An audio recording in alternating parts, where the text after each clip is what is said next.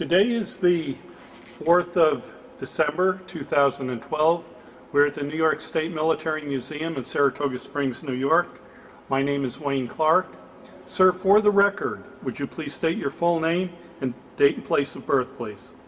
Theodore J. Turone.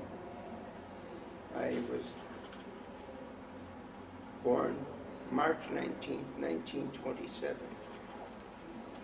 I grew up Whereabouts were you born?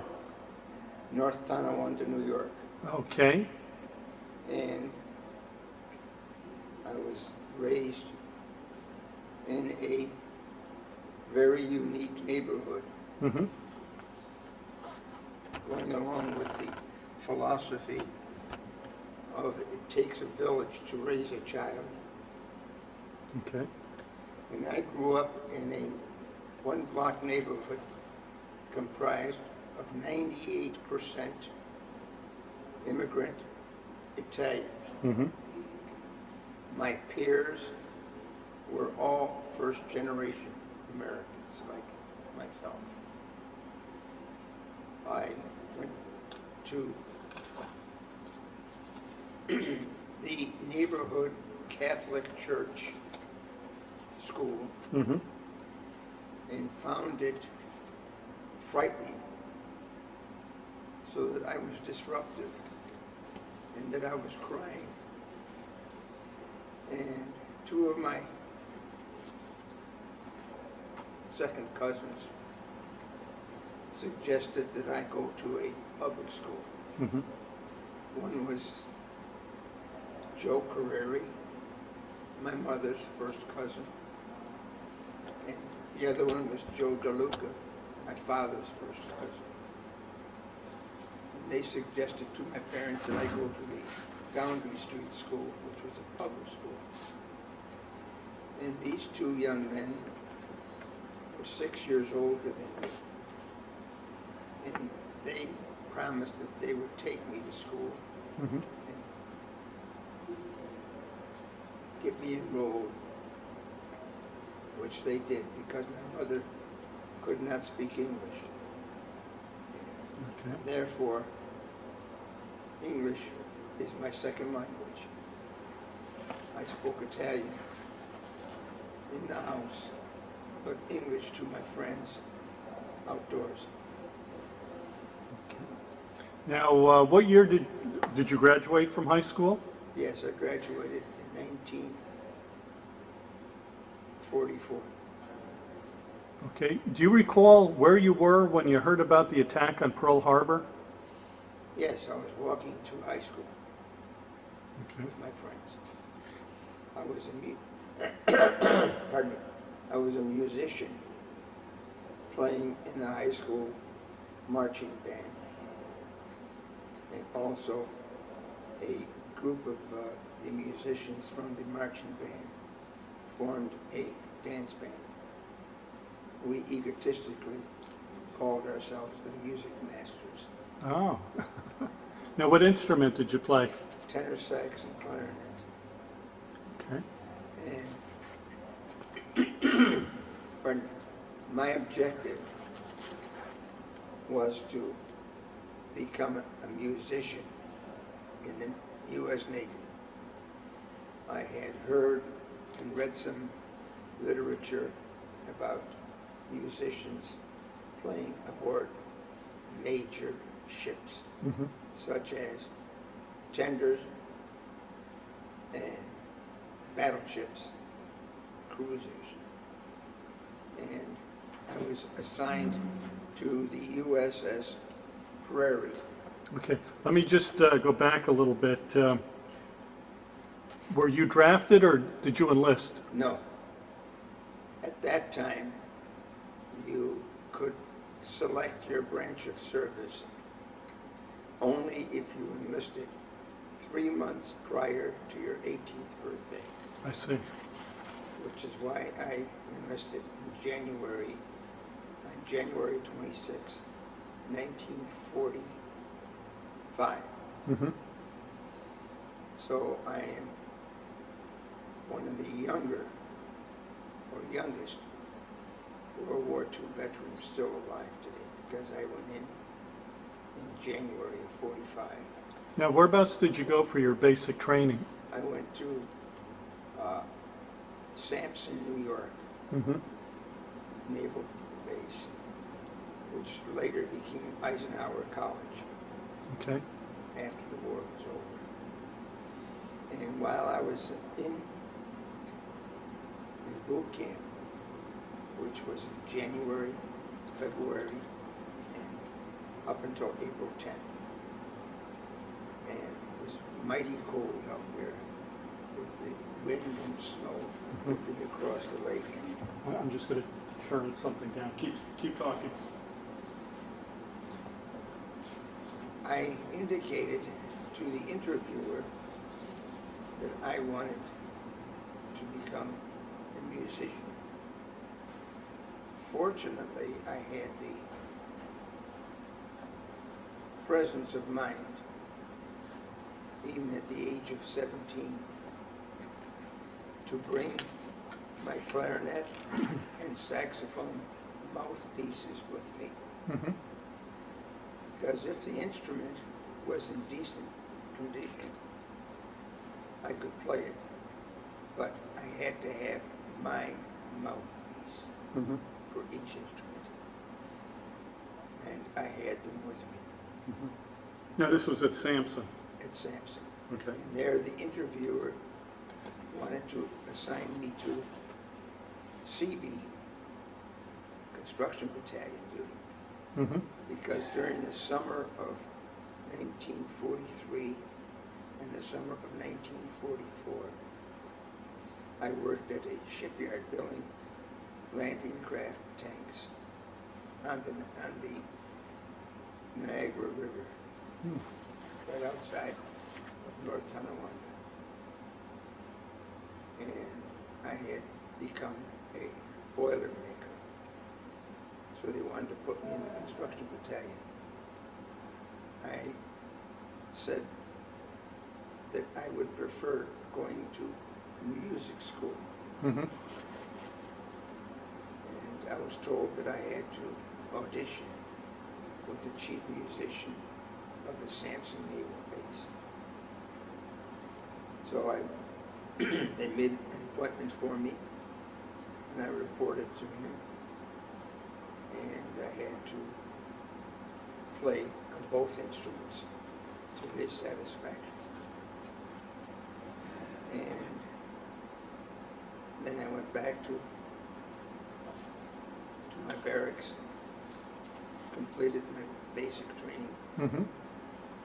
and after boot camp I received like everyone else, a 10-day leave, and then I went home.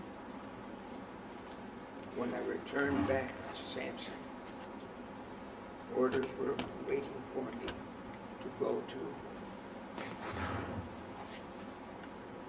Washington, D.C. to Anacostia Receiving Station, where the music school was located.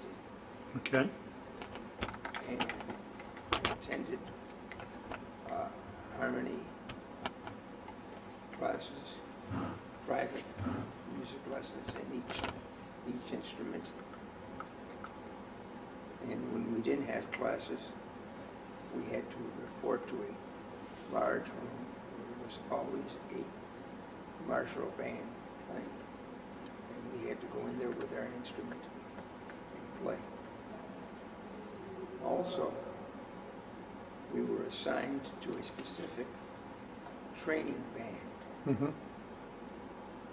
And I was there for 10 weeks. And one day, my name was called out to report to a specific room, which I did. Mm-hmm. And there were 15 other musicians who were going to school at the same time as me. We were told, here's music, play this. There were faculty members positioned around the band Mm-hmm. that we were playing. And they were satisfied that we were Panama. And then we played martial music, a 16-piece band. We had, fortunately, some marvelous musicians. I was one of 4 people from high school. We had a trombone player who had formerly played with the San Francisco Symphony Orchestra, a trumpet player who was working on his PhD from the University of Wisconsin. He was writing music for trumpet. We also had a fellow who was my age, who had been playing with Stan Kenton, who was a popular big band jazz orchestra of the time. He was our solo trumpet player. There were 2 other trumpet players in the trumpet section. There were 4 trumpets. The bass player was a former high school music teacher. The drummer had been the president of the Denver Music Union. Mm-hmm. The piano player who took over for the jazz band was a New York City club musician. He would sit down and write original music without a piano there, just from his head. And we were playing something that he had written for the first time. And he said, "Hold it, hold it, hold it." And he pointed to me, he said, "Ted, in such and such a place, that is a B flat, not a B natural."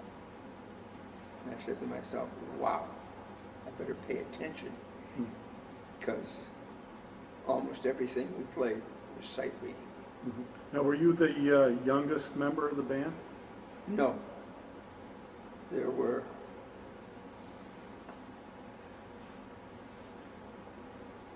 5 of us who were approximately the same age. Okay.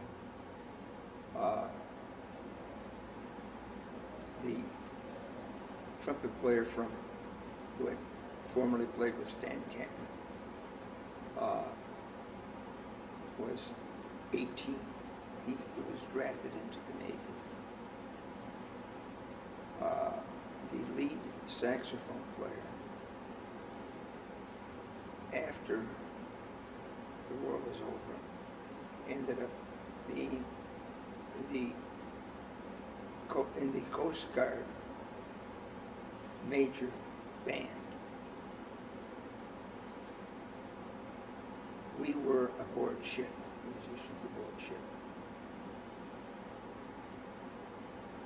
Now, when did you go aboard ship? Well, we had, after music school, we were given an additional leave. And then we went back and had our orders and traveled across country by train. Mm-hmm. And we had a private car just for us. And of course the war was on. And our car it was not a priority car. It was shifted off to the side. And the porter would tell us how long we would be delayed in the community. And being young, we took off for the amount of time that the train was not going to be leaving, pardon me.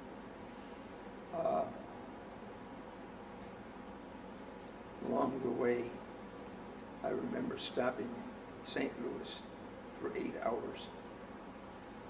And every single one of the sailors came back to the train station with a young woman hanging onto his arm, because sailors were unique in St. Louis.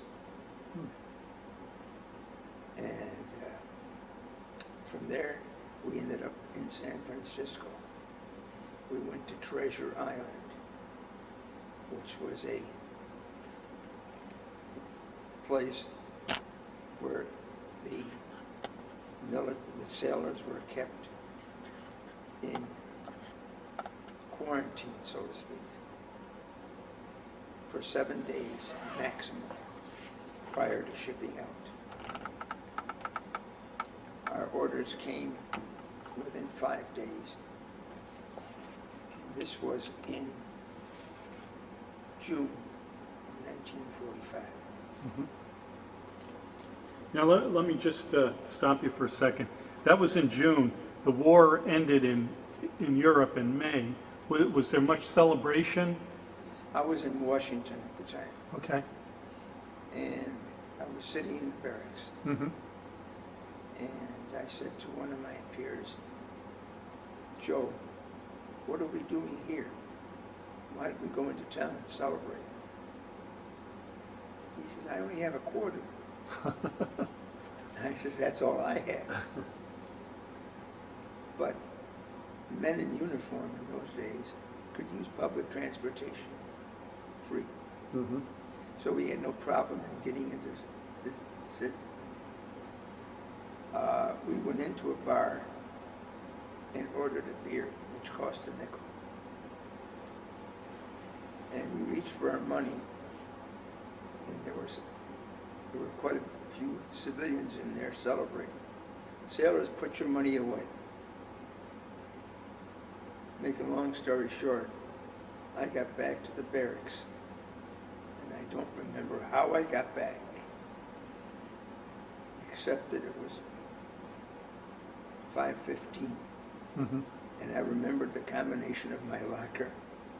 Got in bed, 5:45, reveille, bugler came in. Up and report to where I'm supposed to be for the day. We went through a regular routine that particular day. And I was so hungover that I didn't even bother having lunch. And I asked a buddy if he would please wake me up in time for the afternoon classes. So I took an hour's nap because I had only had about a half hour of sleep. Mm-hmm. That was my VE celebration, which I don't remember. Uh-huh. What about the death of President Roosevelt? What was that like when It was you heard? devastating. Mm-hmm. It was devastating to us. For some reason or other, we almost expected it, Mm-hmm. because the leader of our country is now dead. We had no idea how this fellow Truman was going to do. We had no idea. He was such a good man. Yeah. History has shown that he's been one of our top presidents of all time.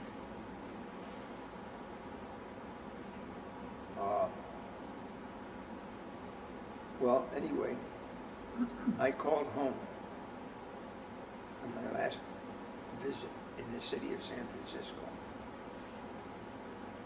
And I spoke to my parents, and they were so excited because my brother had just returned home from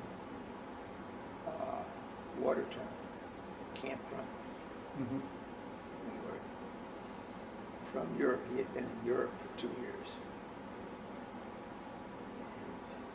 And he had been through an awful lot, some horrendous experiences.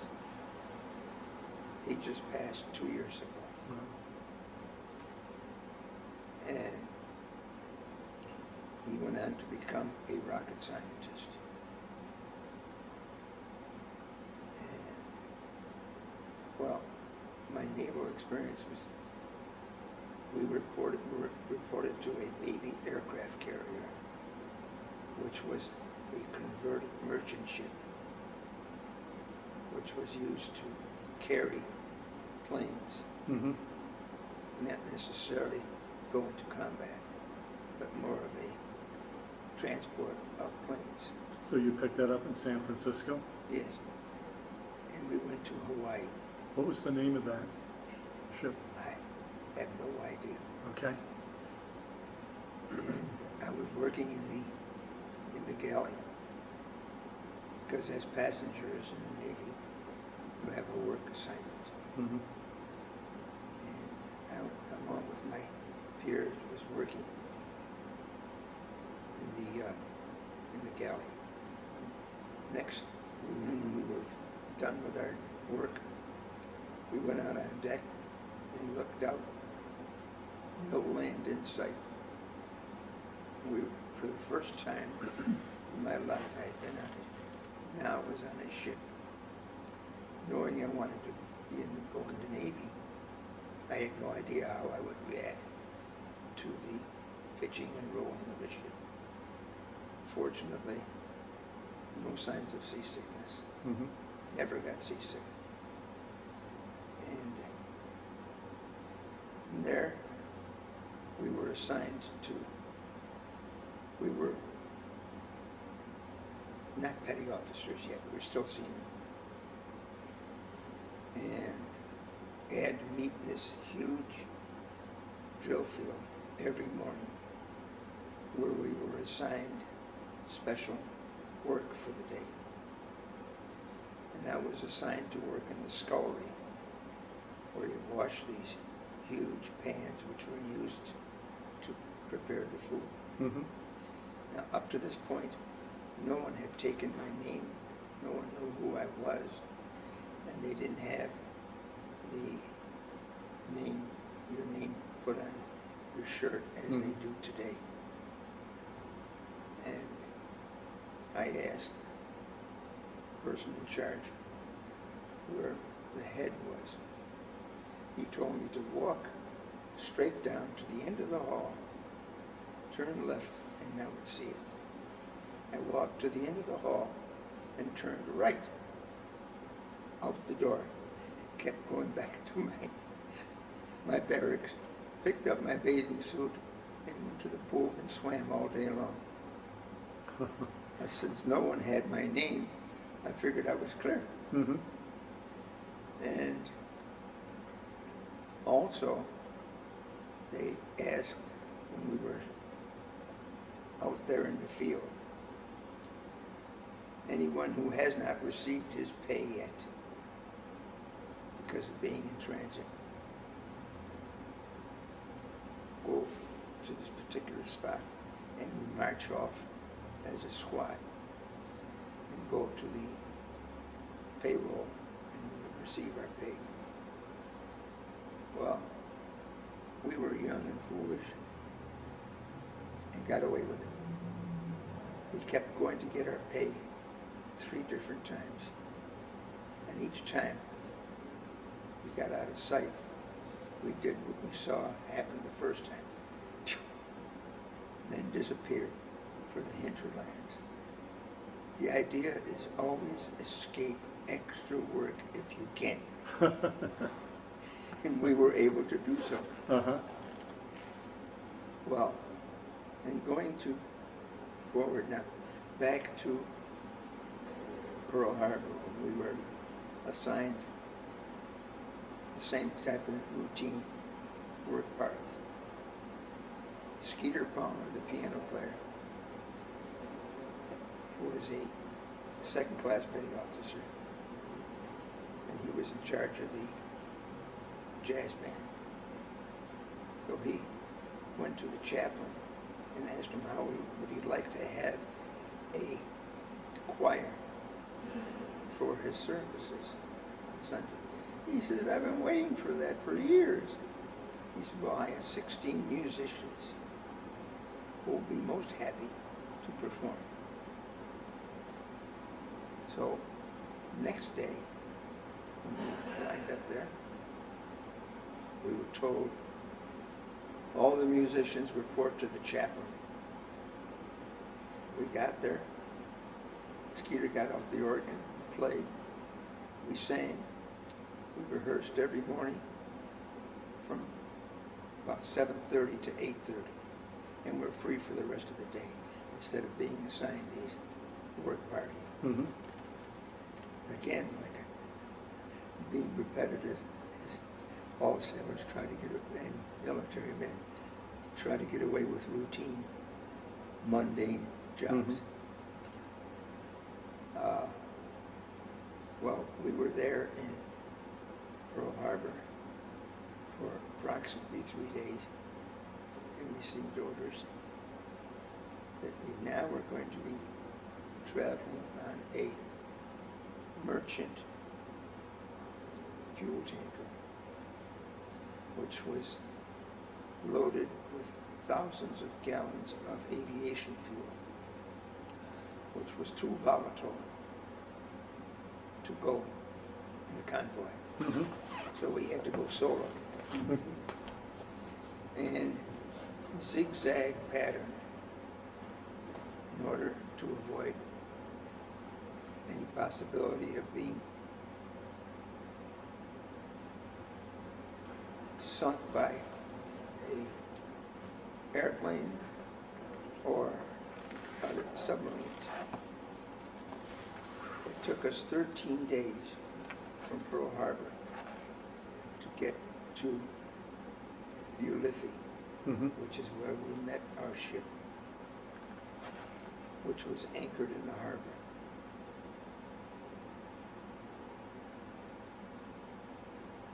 What was your impression of Ulithi?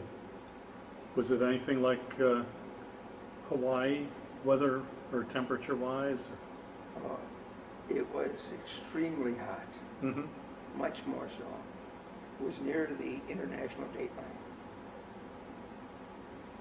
And with the Prairie, the ship was number AD-15. We would have as many as 5 destroyers and or destroyer escorts Mm-hmm. attached to each side of the ship, the port and starboard side, with and receiving fuel from our ship, water because we had desalinization on our ship, so we were fortunate that we had fresh water, Mm-hmm. showers, had plenty of fresh water to drink. And supplies were brought to our ship, and then the destroyers and destroyer escorts would receive their supplies from us. But of course, some would be skimmed off for the Prairie's crew, Mm-hmm. which was us. And the only fruit that seemed to be able to take the trip from Pearl Harbor or Hawaiian Islands were oranges. So we always had oranges. We didn't have milk. But occasionally we had ice cream. Ice cream was called, for some unknown reason, Gedunk. Gedunk. Hmm. And we would have various things, and that was called ship's service. And we would go in there and buy things with cash. Cigarettes were 55 cents a carton. A carton. A carton. And I had the nasty habit at that time, which I gave up when I got to be 30 years old. Mm-hmm. And the things were exceptionally low priced. No tax. And that still holds true for any military base. There are articles that items that are being sold to the servicemen at reduced prices and no tax. Mm-hmm. Uh, while we were on the merchant tanker, we had to stand 4 hours on and 8 hours off. And I was unfortunate to get assigned to the 12 to 4 shift.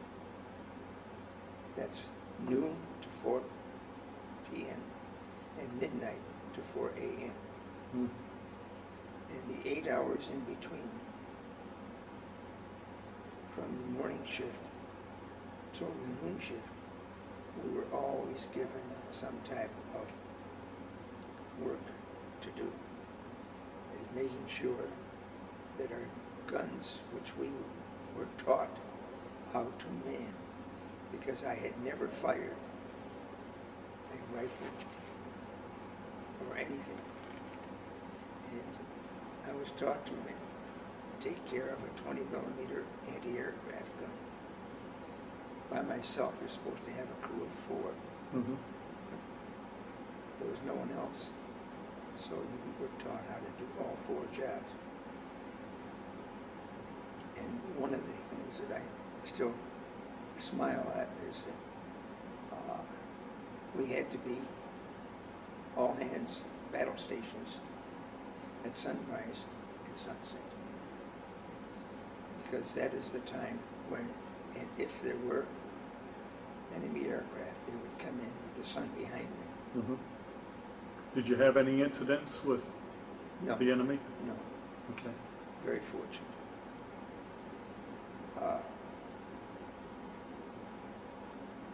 So that there was one commissioned officer on the Naval commissioned officer on the tanker. The rest were all merchant marine. We were out to sea for 13 days. And one night I was made petty officer of the watch. I had to circulate during my 4 hours and make sure that all of the other men who were on duty were awake and watching with the binoculars, scanning the horizon. Mm-hmm.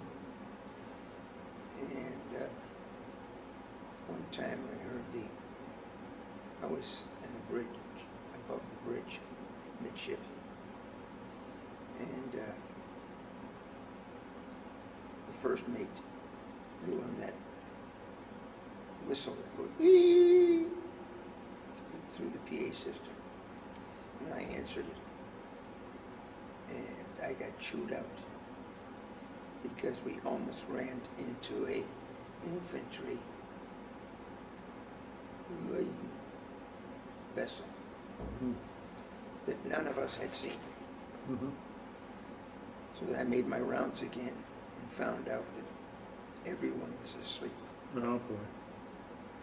I quickly aroused everyone.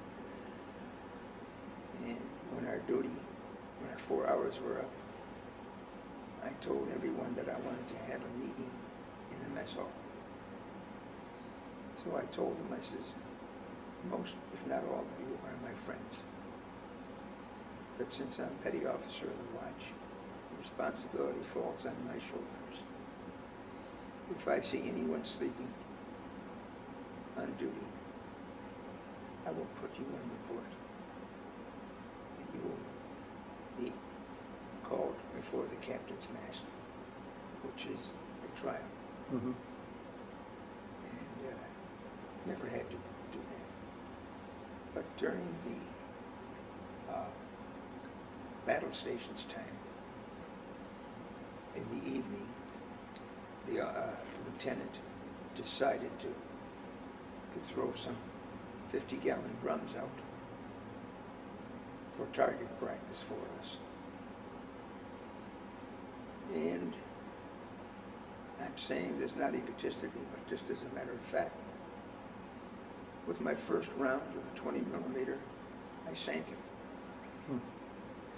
And the lieutenant was furious. And he came around and he said, Who sank that tank, that can? Very, very, very upset. I stepped forward. I says, I did, sir. He says, well, how in the world are the other men supposed to get target practice if you sink it? I says, well, am I not supposed to shoot it down? He says, yes. I said, then why are you upset with me? I got no answer. He turned around and walked away. I could hear him mumbling under his breath, wise guy. I just said, even to this day, I'm an octogenarian now, I still think I was right. That was, and then I was taught how to use a 3-inch and a 5-inch gun, because we had 20 and 40 millimeter anti-aircraft guns, and one 3-inch and one 2 a double barrel, we call it double barrel, 5-inch gun, and that was the closest experience that I had that was questionable. As a Veterans of Foreign War member heard me sharing some of my experiences, he said, what in the world, Ted? Were you on a vacation? I said, well, almost. And a third person heard that, and he said, why are you upset? He says, now, we both were our ex-Marines. He says, I understand you have a Purple Heart. I have a Purple Heart with a cluster. And why did we get them? And the first individual said, because we went where they sent us. He said, so why get upset with Ted? He went where they sent him. Because going way back to the formation of our band, they also formed another band that same day, which was assigned to the battleship USS Pennsylvania, which was in some heavy duty. Now, I could just as easily have been assigned to that band as I was to the destroyer tender. But I wasn't. So, what do you do in the military? You go where they'd send you. Exactly. And while we were stationed, our ship was anchored in Ulithi Atoll.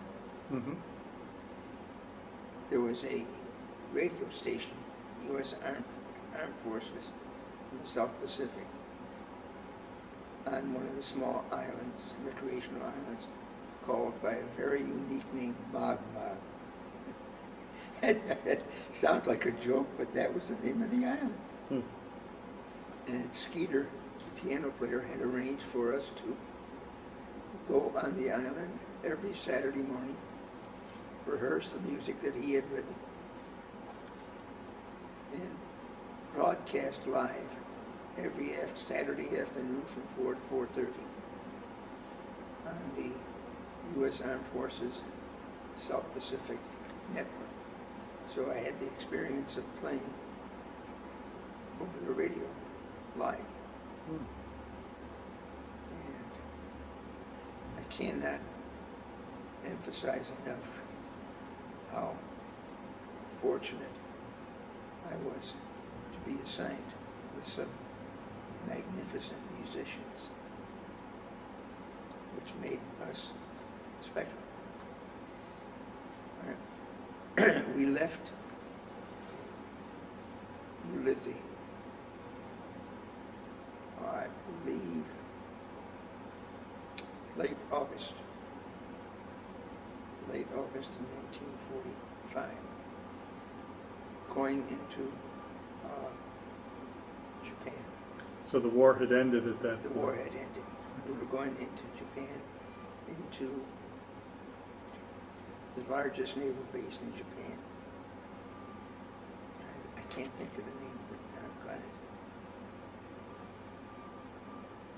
Well, anyway, we were there.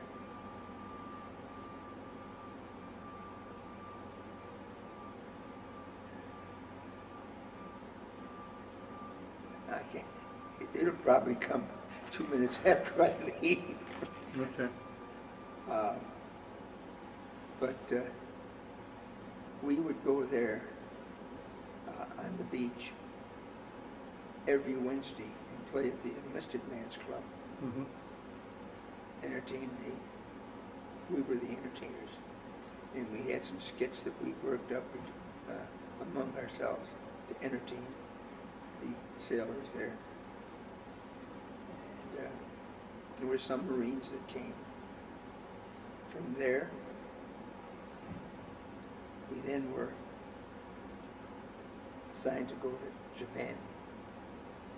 And while we were en route, we got caught in the Okinawa typhoon, which at that time was the most severe typhoon that they had had in years. And our ship was pitching and rolling at 60-degree angles. And we were silly or stupid and slipped out on deck because it was too hot to sleep in our compartment, which was down as low as you could go, just above the bilges. Mm-hmm. And we would carry our bedroll and sleep out on deck because our ship was well above the sea. And when we woke up in the morning, the top of our flash covers, which was a fire retardant material, would have salt all over it from the salt spray that had come during the night. Many people are not aware that a typhoon is a hurricane. The difference between a hurricane and a typhoon is regional. What part of the world? A hurricane obviously is in the Atlantic. A typhoon is in the Pacific. Mm-hmm. So we weathered that. But while we were in Tokyo Harbor, we pulled Liberty, and I was a third-class petty officer at this time, and I was assigned as a shore patrol. And we went on Liberty, and I went with my buddies. I did something which would have been a serious penalty had I been caught. I covered my boots, which were leggings, which are called boots,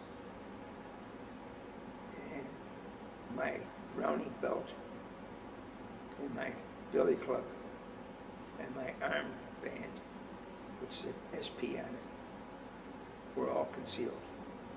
And I went out on Liberty with my three buddies.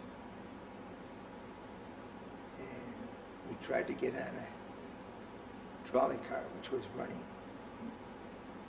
We're in the city of Tokyo now. Mm-hmm. And the smell was horrendous because the sanitation and water systems had been knocked out. Body odor was horrendous on the trolley car. So we rode on the back of it, outside of it, to the end of the line, not realizing that was off limits. We were up in the hill territory surrounding the city of Tokyo. And we went into this garden, this stereotypical garden with the arched ridges over small streams. And out came 3 or 4 young Japanese men. And one of them said to us, "This is not a park." Well, we realized we didn't belong there. And one of the fellow said, "We're not hurting anything." He says, "Please leave."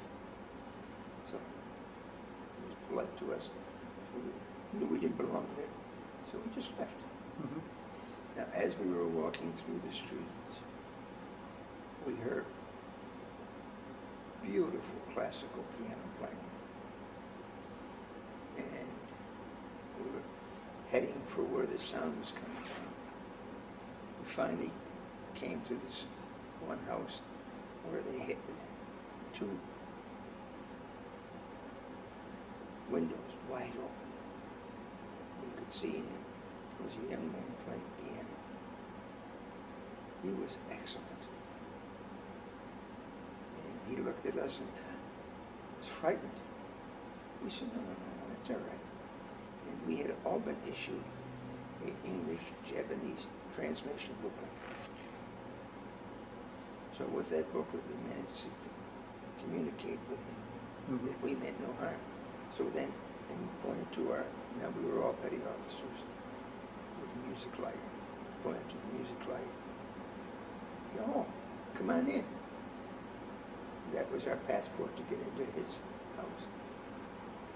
And with the booklets, we communicated. And he asked if we can come back again. We said yes. In 2 weeks, we had liberty again. We can come back. So when we did go back, there was a translator, an older man. By older, I mean a man who was probably in his 30s. Come to find out, he was a music teacher. And he had arranged for a number of his students to come to his house to perform a concert for us. And that was, remember some of the songs, "Old Black Joe, She'll Be Coming Around the Mountain," and songs of that era. Mm-hmm. They were playing it, and the young man played them on the piano. The Japanese sang them in Japanese, and we sang them in English together. And we knew we were going, so we had smuggled off the ship perfume, soap, candy bars, toothpaste, and gave them to the Japanese family, which was very gracious to us. And they in turn gave us little trinkets. I have had and gave it to my granddaughter, a little doll's dresser made of wood, with the drawers actually function, and a fan. And the other men had various other gifts that were given to them. So it turned out to be a friendly situation. I thought this was amazing, since this was approximately less than a month. This was in mid-September, 1945. So that they had been occupied, lost the war, and still were gracious to people who represented the country that had defeated them. I thought that is a story that should be told. Now, did you run into any animosity at all from others? No. No. We got lost getting back to the ship because obviously we couldn't read the signs, because we had to go back to the pier where a small boat would take us to our ships. And I remember couldn't find our way. And of course, by this time I put my shore patrol gear back on, so it was all visible. And I flagged down a jeep. It was military police. And I asked him, he says, "Well, what time does your boat leave?" We said, 5 o'clock. He said, "You'll never make it." I says, "How about a ride?" He says, "Okay, as long as the other 3 guys will admit, if we're stopped, that you were having trouble with these 3 men, and that you asked for help, and that we're helping you."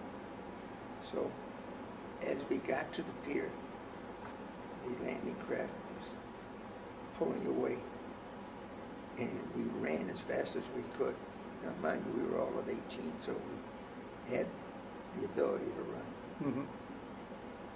Jumped to the landing craft, which was taking us back to our ship, and all kinds of stretched hands grabbing us and throwing us on the landing craft. You know, we're all brothers. Mm-hmm. They thought we were in distress, and they were going to help us because we had to be off the streets by 5 o'clock. Well, we were in Yokosuka is the name of the naval base that we were. Okay. Yokosuka. I thought it would come back to me. It didn't. One of the things that I did, and so did another one of my peers, we seeked out and found a music shop. And each one of us bought a Japanese clarinet. And clarinets only go as low as E below the staff. But the Japanese clarinet went as low as E flat, had an extra half a step. And I eventually sold mine for $100. It cost me 2 cartons of cigarettes, which was $1.10. Wow. I sold it for $100. I figured that was a good deal. Yeah, sounds like it. And so then we went back to our regular duties. The only thing that happened of any consequence while we were in Yokosuka was that a hospital ship came in the harbor and had nurses. So therefore the officers decided to have a dance at the officers' club. And we had an admiral on our ship. Mm-hmm. We were classified as COMDESPAC, Commander Destroyer Pacific. So we were literally part of the admiral's staff. That's why we were untouchable. Plus the fact that the band was exceptionally good. Mm-hmm. And the admiral would come out on deck and listen to us play because we played colors every morning, raising the flag on the stern. And we'd eat early lunch. And during regular lunchtime, we had set up and we would play popular music like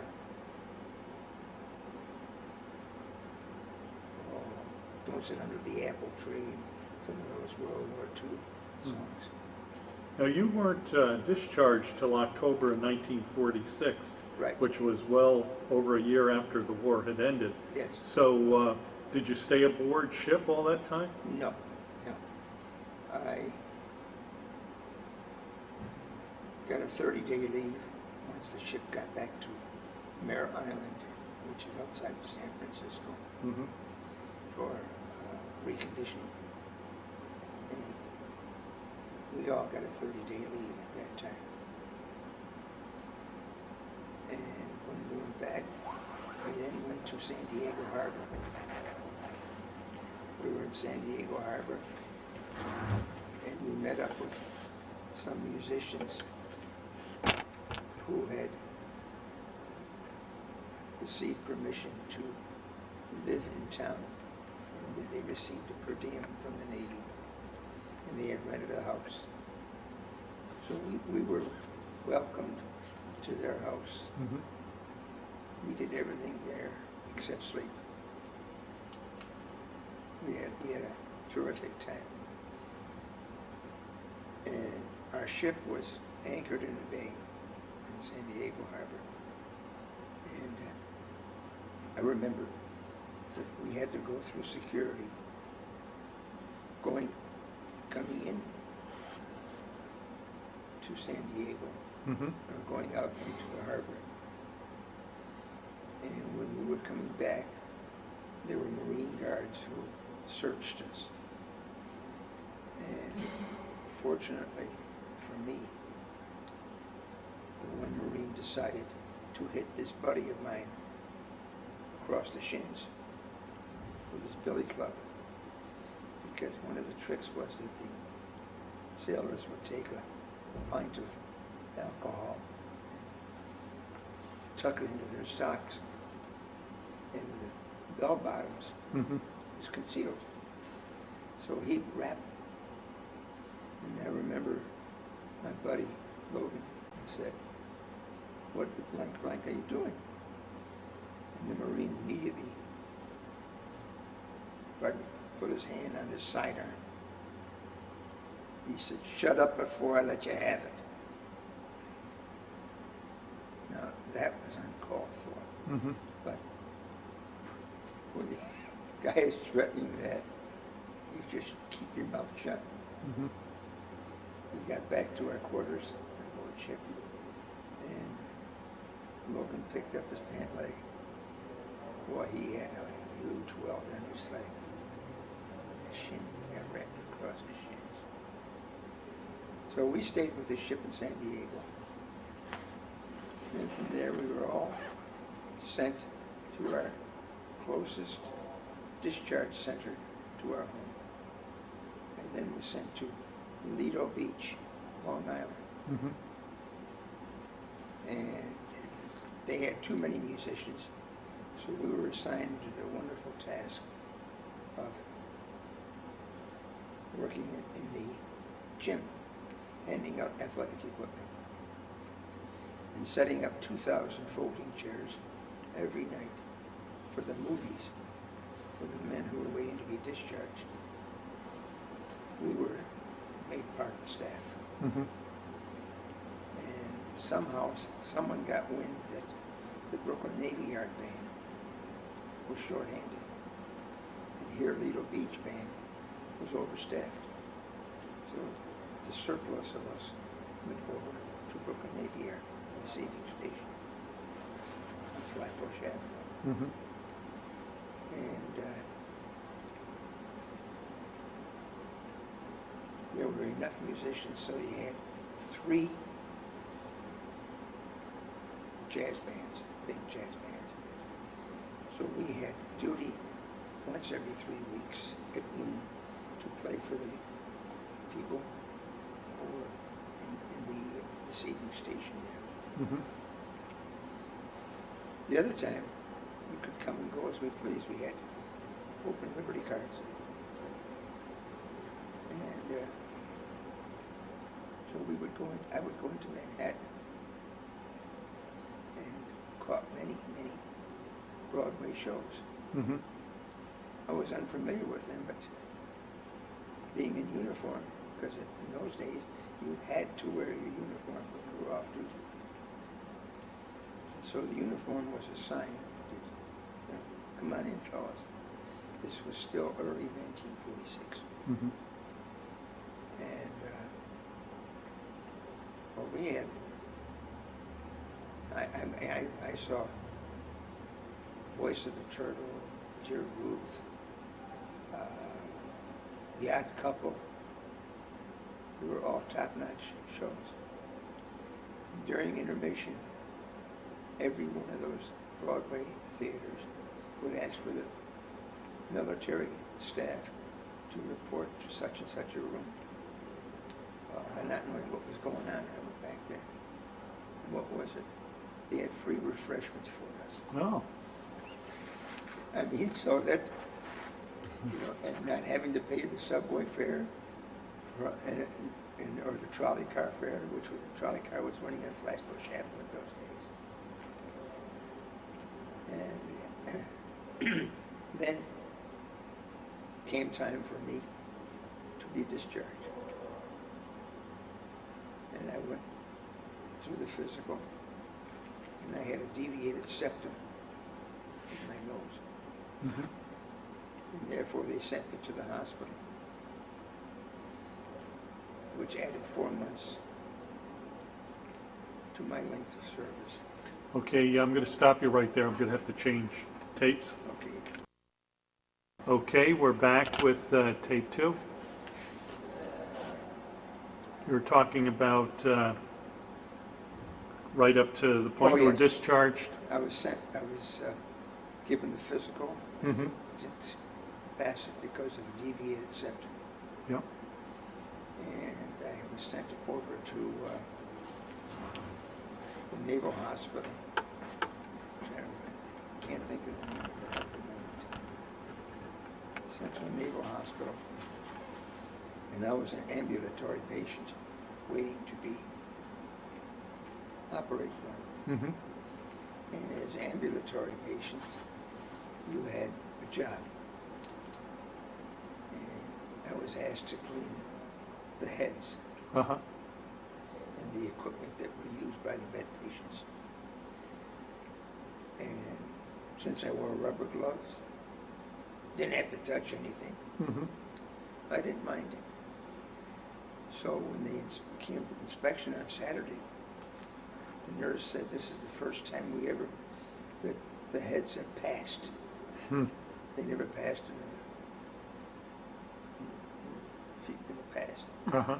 Well, anyway, she asked me if I would mind staying on that night. No, because I was through by 9 o'clock every morning, and I was free to go. Mm-hmm. So I could take off, which I did. And it added 4 months to my college eligibility, Mm-hmm. so that I was able to get a bachelor's and half a master's degree on the GI Bill. Oh. All right, wonderful. So it was a blessing in disguise. Mm-hmm. And I was able to get to North Tonawanda to see my family, my parents and my sister and my brother, Mm-hmm. every other week. And I had to pay, but it was a reduced fare Mm-hmm. on the train. Now, did you, once you were discharged, did you join any veterans organizations at all? No, I didn't join too much later. Okay. I joined the Veterans of Foreign Wars. I'm a lifetime member. Okay. Did you attend any reunions or stay in contact with anyone you were in service with? Only one, Mm-hmm. and he has since passed. Okay. And he lived right nearby in Massachusetts. So Carmen and I got together occasionally. Mm-hmm. But that was a funny thing. How do you think your time in the service changed or affected your life? Obviously, with the GI Bill, it was quite helpful. Well, what happened was, as far as I'm concerned, is that it opened the door for me. Mm-hmm. Because my neighborhood, my peers, had a very low high school graduation rate. Mm-hmm. My brother, who became a rocket scientist, dropped out of high school just before the last semester of his senior because he wanted to go in the Army. Mm-hmm. And he took the high school equivalency, which was given through the USAFI, United States Armed Forces Institute, and got his high school diploma. Mm-hmm. And then went on to college in Chicago and became a rocket scientist. And he had a good life. Mm-hmm. And his family's still going strong. I talked to my 58-year-old nephew the other day. My brother and I were close. And because of that, our families are close. Mm-hmm. Now, when did you get married? January 1954.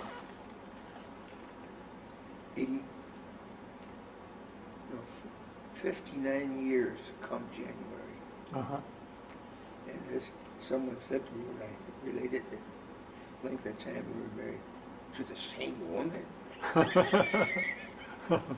And how many children? 4, 4 children? and 7 grandchildren. 7 grandchildren. Great. And now I'm looking at my grandchildren. And the youngest is 18. Mm-hmm. The oldest is going to be 27. So I've lived long enough to have 2 sets of children become adults. Mm-hmm. And it is something I'm very grateful for. Especially when I try to contact some of my former college friends Mm-hmm. and or military service colleagues. Find out they're gone. Mm. It's saddening. But that's life. Mm-hmm. Well, thank you so much for your interview. You're quite welcome, and I hope this is what you were looking for. Exactly. Thank you.